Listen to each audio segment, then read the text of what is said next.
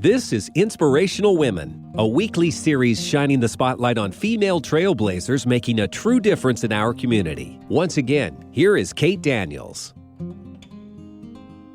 Continuing this, what I'll call spa mode, where we are revitalizing ourselves, Dr. Gertrude Lyons, a parenting coach with 20 years facilitating dialogue for mothers and daughters, who is a podcast host and a TEDx speaker, the author of Rewrite the Mother Code from Sacrifice to Stardust, a cosmic approach to motherhood, joins us to bring some key awareness for self-discovery.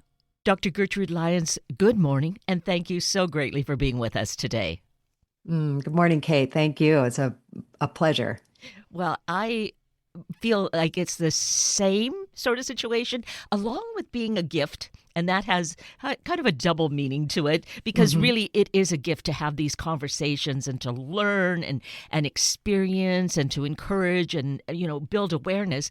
But it's also, we're right at this latter part of the year and the thought of gift-giving season. So that needs to be kept kind of at the back of our mind in terms of, who might we want to gift with something such as this book, Rewrite the Mother Code. I think that's something that, at least half the population, but really, everyone, women along with men who really honor, respect the role of the women in their lives, and they learn just, for their own feminine side, right? 100%, Kate. Yeah, thank you for teeing it up that way, because yes, I would love for Rewrite the Mother Code as a book to be a gift on people's gift list. Obviously, that's lovely. And when we talk about who it's for, it is for all people in many ways, for the reason you've just described, like men supporting women in their mothering. But one of the points I make in the book, and that I really for sure want women to realize and honor, is that we all mother, and we all have the choice of mothering. Women have this beautiful opportunity to mother children if they choose, but we also mother relationships, dreams, our careers. We're always have access to this mother energy and this anytime we're in the act of caring and creating and nurturing, we're mothering. And that the most important person we need to mother is ourselves. So that will tie in very well with the holidays. But it also ties in that, men, they've related to the book in their own way, also, because that's an energy, it's a feminine aspect of themselves that we all carry. Yes, exactly. So there's that, but there is that very important part that you just mentioned, and I wasn't really consciously adding it in, is that part of mothering ourselves. That is perhaps maybe the key part of it, because to make it all work, that's what really needs to be operational. It does, Kate. And it's, when people ask me, Rewrite the Mother Code, and what are codes, and we can get into that. But when I work with women and work with people, understanding that putting ourselves first, taking care of ourselves, this something I call self-mothering of ourselves as a priority versus, a standard or a code that's been in our culture and in many families is, oh, no, you put yourself, your job is to raise and take care of the family and, a spouse or partner. And you might not even be on the list. If you're a working parent or mom, your career even comes before you. So we're really trying to flip that on its head and realize, not just because, I don't know, it's equity or whatever, it's really because everybody benefits. Kate, when you're taking care of yourself and giving yourself the same loving energy and the same nurturing that we give so freely to others, then everybody benefits, because you're in good shape. You're taking care of yourself. Yes. And I think the message has sort of been out in the universe in a way, but but the fact that we still are encountering these challenges isn't there. And what I was thinking of is how they say, when you're in flight and they say, if the oxygen mask comes down, right, you put it on yourself first. and then you Yep. take care of others, because you need that awareness, you need that energy to do the work, right? And I know, and I never want to minimize that metaphor anecdote that we use, because it's like life. Oxygen is life-giving. It's something that is we need and is required to be there, for those around us. And it couldn't be more obvious of an example. But because, we've lived in cultures and it just hasn't been how we've been wired for so long, even though a part of us knows better and we understand it, we have to practice living it. We have to break whatever fear or belief we have of what will happen if I do, if I don't, right? And if I change this dynamic, we don't even know. We don't question it, but we have to practice that new behavior to understand, like, oh, okay, yeah, it's okay. It's safe to do this. Right. Yes, because to think, well, but if I don't risk this, what will the repercussions be? What will that Yeah, loss be? And it will be a loss, really. it is. It is a loss, Kate. It's a loss of, well, because the more we take care of ourselves, the more present we are, the more awake, alive, engaged. So we're missing that opportunity to have in the moment present encounters, with those around us. But then beyond that, we risk burnout. We risk actually harming ourselves physically, emotionally, even spiritually. One thing I love about women is we we we can do it all. Like we can expand and stretch, and we have reserves of energy that I think are so amazing. But there is a limit, right? And there is a limit, and I've seen women get resentful. I've seen women, play the martyr role, like, well, what about me? And then it nobody's happy, right? No, Right. no, it's not working. But it can also have really detrimental effects, is what I think we were also talking about, Kate. Yes. Well, it certainly does on the physical level, but when it gets deeper than that to the psychological, the spiritual, then Yeah. it really impacts us to such a deep degree that really, Mm. do we want to go down that path? I don't think so. Hmm. Not if we really give it that the attention and thought that it needs to be given. I agree very much, and we we don't know also the emotional impact it's having sometimes until severe symptoms show up. Mm, Depression. For women who don't take care of themselves in new motherhood. I mean, I do 100% believe postpartum depression is a real thing, but it's accentuated and added to when we don't know how to take care of ourselves or believe. And one of the saddest things I notice in people I work with, Kate, is it that understanding that, yes, I know I need to take care of myself, ask for help, ask for support, is how many women don't feel like they deserve it, or that they're that they matter enough to have it, or that they're valued. And that's a big chain, generations of women who haven't felt valued or worthwhile enough to give themselves that loving attention or right. expect it from others. And that's where, like, essentially the subtitle, the additional Hmm. title of the book, Rewrite the Mother Code, From Sacrifice to Stardust. I think that Hmm. really captures what has gone on, Yeah. I guess, for millennia, essentially. Hmm. But because it still continues today. That's why you're bringing our attention to this. This is why you wrote Yeah, Rewrite the Mother Code, right? Because it there is. was so much about women's roles that was about sacrifice, and it was just it, overall accepted, right? It was. Yeah. Yeah, it was the norm. You don't think to change something until people start breaking out of that paradigm and say, like, oh, wait, oh, this actually doesn't work so well. Well, it worked in when we want a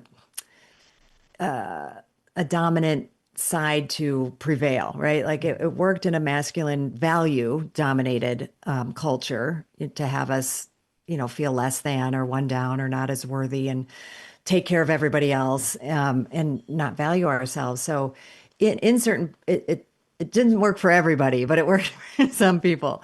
But then once we've realized like, well, actually it doesn't really, it doesn't work for everybody. It's not good for everybody. It's actually not good for either anybody. Right. And that the synergy and what's possible. So back to what you said. Yes. When we break out and people start, then others start realizing, and it's only when we have models for it, which we haven't had for so long, but now we have models for it. And we see that this isn't like, oh, we're going to take over the world. And, it's got to like, we don't want the pendulum to swing all the way to the other side. We want to see the harmony and balance that comes into play when we honor, I think mother and all the things that encompass it are on a more feminine valued continuum. I keep making that distinction. This isn't men, women, these are our particular values within orientation. And that together and honored equally are in the same vein. Everybody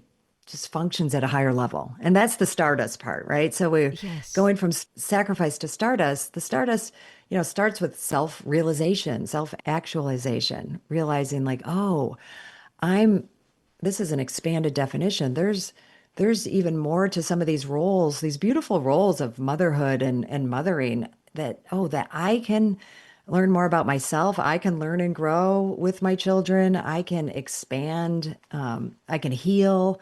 The Stardust are all these other possibilities, that happen when we let go of just a straight self-sacrifice paradigm. Yes.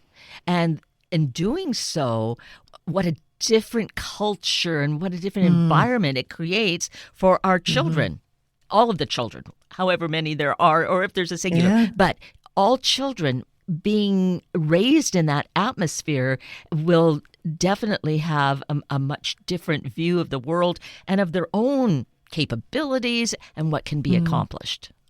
That's 100% right on, Kate. Yes, they'll see a world that's safe. They'll see a world that wants the best for them. They'll see a world that is what the world would expect from them, which is to be themselves and to be honored and well taken care of. When I think the fact that we've moved, it's become harder for us to accomplish this because we don't live in community in the way we used to, and so we have to work harder at it, but it's still possible, right? We can still have community, even though we might all not be living next to each other, but we have to value it and realize that we're not supposed to do this job of motherhood alone, right? It is a community effort, and we can choose our community. It can be a family community, and then we can see each other operating this way, and that's going to lift everybody up. Yes, exactly. And that we will choose and build this community. It may not be who we thought. I think it comes with the asking for that involvement, asking for support. I think that there are many people. Not everyone will say yes, and that's okay. Then you keep moving on to find who that community is. And I believe, because I know how I respond to people asking, would you do this? And how, generally I'm wanting to be involved. Maybe it's not quite within my talent field, so I may decide not to. But knowing the feeling of being asked, I think that's bigger than we really give it credit for, is asking someone. Oh, on both sides, Kate, you're really hitting, I think, a core thing about this, going back to the valuing ourselves enough to ask, right? And so in my coaching, I give people assignments, like a literal assignment to ask for things. And this is just anything, you got to start working. And when you don't have the asking for things muscle well developed, this is, asking, for ketchup at the restaurant, just being aware of like asking for things, asking somebody to open a door for you, start small. But we really have to reacclimate and kind of get that back online. And then what you're saying is, and then you realize like, oh, like, wait, a lot of people want to help me, or a lot of people say yes, not everybody, but the world doesn't end just because I asked and someone said no, right? It doesn't mean like, oh, see, you can't ask for it, because everybody is not going to say no. And then, you can start. And in this assignment, sometimes we even I'll take it to the extreme. It's like, make outrageous requests. Sometimes I'll hear what they think is an outrageous request. I'm like, oh, no, you you really have a ways to Think go. bigger. Think bigger, right? And then I have people who make outrageous requests and like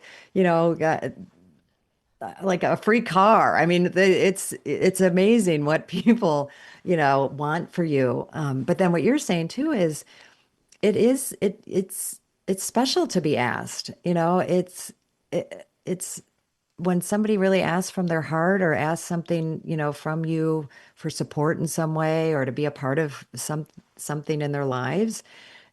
We forget that really is meaningful, and it's a gift to ask people. That's like, now we're at a new level, right? Yes. And with what you're saying is, it's like, oh, I don't know if I'm the right person for this, but I love being asked, or I could do this instead because I don't know if this is the right, spot for me for what for what you're needing. And but then it's a conversation. Then it's like, oh, okay, like this it's so beautiful. So I'm really glad you said that, because we just think like, oh, just ask for it. Oh, it's easy. No, it's actually really not easy to ask for things for a lot of people. Yes. I had an instance. It's so fresh in my mind to be thinking along these lines. I just had an instance last evening of being at a small event, actually at a church, where a young man in a wheelchair, and it was really blustery outside. So as he was getting ready to leave, needed to have his jacket put on. So he asked my husband if he would help him with the jacket, which of course he did. But I said, I am just so impressed that you asked for help. Then I was observing myself, thinking like, oh, this is great. We really like to witness this. We really like people to ask and to give others opportunities to be a part of their world. There's just such a deeper connection that happens, even with something as simple as putting on a jacket. Absolutely. Yeah. And I love that you brought that up. It facilitates deeper connection. It facilitates contact. It facilitates, being present with somebody, in that moment. Yes. That's a beautiful example. I love that. And you made me think about I have a mom. I have a mom. We all do, but my mom is still alive, and she's 95. Oh, yay. And it's so sweet to watch people without her asking extend themselves. I really think it's such a core part of our being to want to be in contact. It's like she's an excuse for people to be in contact with her, right? Because Yes. people feel compelled to hold the door or, step aside or help her with, with whatever is happening. And what I love about her is she doesn't see it as like, oh, like I hate them reminding me that I'm old. She loves it, right? And she Yes. takes it in and she appreciates it so much. And I think that's part of the reciprocity of it. Isn't like, oh, if I ask for help, then this person is going to expect me to help them. It's not that, but the reciprocity is just the good feeling that you get, right? Yes. That you don't need anything more. It just like it feels good. And it sounds like your mother is aging gracefully. That She she's is. accepting Yeah. that she receives these little gifts that people are She does. wanting to put forward. And how She will wonderful. say, she will say, um, aging gracefully, and it's the hardest thing she's ever done is to get old. Yes, yes, I can appreciate that, Yeah. partly in my own bones, but just, just observing around us. If we pay Yeah. attention, to watch people's movements, how we might reach out and help. I mean, that's perhaps part of that nurturing mothering, but it isn't just, it's a feminine thing, not a Yeah. woman thing, right? To do that. Exactly. Yes. Exactly. Yeah. It's I put in the feminine values that type of care, that nurturing, protective, kind of more of a feminine protective place. Yes, exactly. So I wonder where this really would fit in. I think it is kind of Stardust because my mother almost reached her 98th year. And Wow. it was in those last couple of years or so where she was needing more assistance, for example, like with bathing. And when I would visit her for a couple, 3 weeks, and I had that opportunity to help her, it really, it felt like a gift. That was not a burden. And I wonder if that kind of moves into almost the Stardust aspect of it. It does. Where we find that what we do just has just so much more like almost magic or, well, stardust around it. And to appreciate the gift that we have, whether it be with a parent, a relative, or any other person in our life where we can offer that kind of gift of touch or time or attention, paying attention. All of those. Yeah. I mean, we always think of gifts so often as like material things, but what you're talking about are these, well, I'll put it more in the Stardust, that cosmic way that we are connected and that we have these deeper yearnings and yes, she may need physical help, but I can choose to have this be an interaction that is elevated versus like, and I write about it actually in my book, because different ways that we mother and mothering, aging parents or different phases of mothering in our lives. And I don't know that I always would have seen it as a gift. I've done a lot of work over the years, in my relationship with my mother. And the gift is that we've gotten to a point where I feel like we can be that intimate. And because, helping someone with their daily routine is very intimate, right? Yes. I mean, and it's vulnerable for her, it's vulnerable for me. And the fact that, we've kind of healed so much over our lifetime together and have, connected now at a deep level. And I can see the gifts in this that I would have avoided, or, she would have asked for, and I would have felt resentful. I mean, until you clear away some of those dynamics and heal, that's the Stardust again, right? Yeah. That's where the magic is, now I get to, be with her, see her, and honoring an aging body, which in our culture is so challenging and difficult, right? So to watch my own awareness and feelings about it, and to have this experience of seeing her as so beautiful, in not what, our beauty market would call beautiful, not what the industry would, but it is, right? Like the body of a 95 years of life and what it's been through, and that it's a beautiful phase of life. Yes. And mothers' daughters. I mean, that's another part of it. You can't go through life, much as I'm not a mother in terms of having given birth, but I have nieces, nephews, stepchildren. So Amazing. There's just that part of it. And then just people in general, right? There's that nurturing. Yeah. But certainly, we can't get through life without having some challenges and butting heads, but we get an opportunity to do healing. And, if our mother is not present and there still is healing, we can still do it in that Stardust phase. Exactly. Because we're all connected, and we're connected beyond I believe, our physicality, or, our time here as humans on Earth, is a phase of our lifetime, but we're able to connect beyond that, I believe. And that's another reason, to look at like that we are Stardust. We are made, this is scientifically proven. We are made from the dust of stars and, and earth elements, where we come together as matter from all these elements. So we have, the universe in us, and, that just expands us right there, doesn't it? Yes. Well, this has probably gone off on a tangent you didn't expect. I wasn't. I was not sure what I was.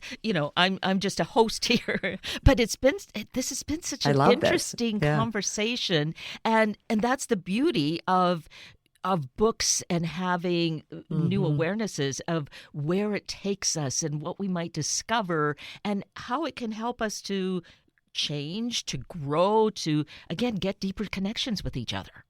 Yeah, that's so true. And thank you for saying that, because we didn't have a set out plan, and I I think that's one of the gifts and that I hope, people take from the book, because yes, do I want, uh, there's certain things I talk about in the book. Like I really do want women who decide to have children to know that they can create the experience within that framework that they choose, right? Just Yes. in, not in spite of, but that a culture is going to tell you how it should be, families are going to tell you how it should be, and that there's a right or wrong way to do anything and everything. And that expands beyond motherhood, but I'm, using that as a particular focus or lens, but it's so much way beyond that. And so, yeah, then it gets to take us so many different places if we decide to go on that journey. Yes. Yes. And how beautiful you can make it. You have two daughters, and it took you some time to get to that awareness, but it was still part of the journey, and your experiences lead to where you are now, and sharing these insights and ideas that we can all benefit from and grow from. Mm-hmm. Yeah, no, it is.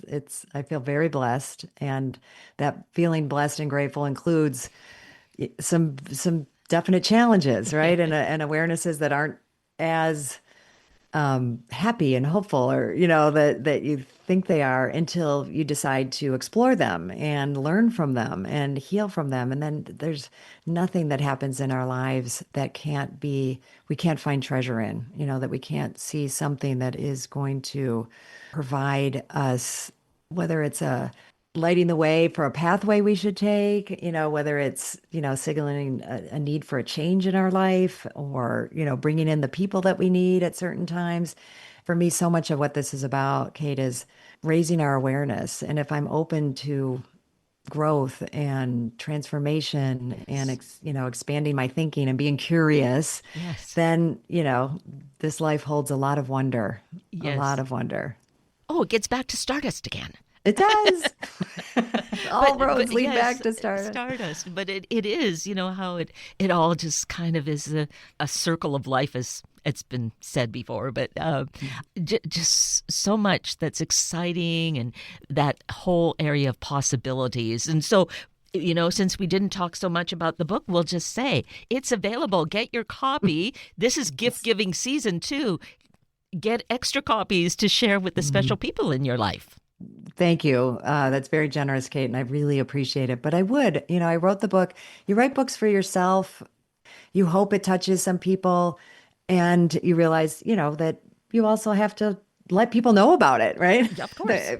Yes. And I've been grateful that people have let me know about books or opportunities and things that I wouldn't have, because they talked about them. So, you kind of have to get over yourself and talk about it, which I'm excited and have fun doing, but it's also always a little vulnerable.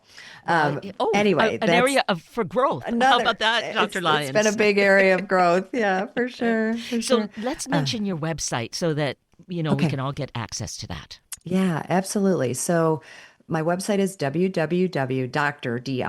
Gertrude, and Gertrude is Gertrude, Lyons, Lyons. So www.drgertrudelyons.com. And if you just search Dr. Gertrude Lyons, you'll find me. But, that's the explicit websites. You can find out more about the book there. I mean, you can get the book anywhere books are sold, and I did record the audio version because I love audiobooks personally. Yeah. I like doing both. So I wanted to make sure and have that option. So that was a very fun endeavor, is to read your book out loud. So that's available along with the hardcover copy. And I'm very proud and love the cover of my book, because I wanted everything about it to matter and have its own energy. Even if you bought the book and didn't read it, that it looks beautiful sitting out, right? That it's having an impact, no matter what. The words are, that's a way you can connect with it also. But I wanted it to feel like something substantive, even, sitting on your shelf or on your table. Yes, how beautiful. So that enhances the gift part of it, if we want to think about that. And we should also mention you have a podcast as well. I do. Right? Yes, my podcast is called Rewrite the Mother Code with Dr. Gertrude Lyons. Try and keep these things simple, right? Sure. But it's called Rewrite the Mother Code. And I have conversations like we're having, Kate. And, I bring guests on, I do solo episodes, but really trying to bring, the conversation out into the world and how other people are rewriting their mother codes in so many different ways. And, I really think we need that inspiration and hearing it and seeing examples of it as much as possible. Exactly. Yes. So thank you for sharing all of that and making it so available. And of course, thank you for your time today. It's been wonderful to connect. I've really appreciated that connection and the areas that we journeyed through, the stories we shared. So I'm grateful. Well, I'm receiving that gift of your gratitude and extending it back to you, Kate, because this has been a highlight of my day. So it's a huge blessing. Thank you. Well, thank you. And have a wonderful holiday season as it approaches. Hear, hear. Thank you for being here this morning to meet these special guests with their important insights for life and for some great gift ideas. Please check this station's website for the podcasts for more information about these guests, and please share the stories with your family and friends.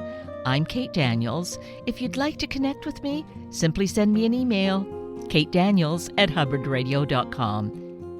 Feel empowered and savor the wrap-up of this Thanksgiving weekend. Thank you for listening to Inspirational Women. Tune in every Sunday morning at this time to hear about those truly empowering the Northwest community, all for the greater good. Sunday Morning Magazine and Inspirational Women are a public service of Hubbard Radio Seattle.